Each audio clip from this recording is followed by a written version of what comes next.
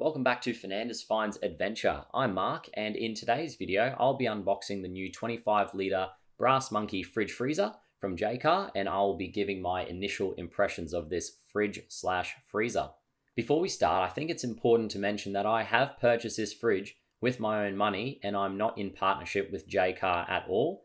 I've recently uploaded a series of videos detailing every step I took to install a solar and lithium battery setup in the back of my 2008 Nissan Navara. The whole purpose of the Navara build is to keep everything as low cost as possible while being reliable for touring and overlanding. In the spirit of choosing budget conscious equipment, I chose this fridge as it is more than half the price of big brand names and has features on it that can only be found on fridges near $1,000. Let's get into some of the specifics of this fridge, starting with the price. At $329, this fridge is highly affordable and is priced similarly to Brass Monkey's other models.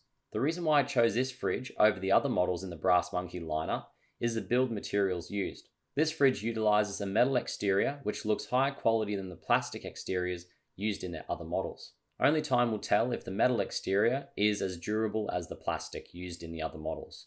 At first I wouldn't think I would use this next feature, but it is quickly becoming my favorite feature the more I use it. The Bluetooth function has a range of uses which include locking and unlocking the fridge, checking the temperature, and turning the fridge on or off, as well as a number of other advanced settings.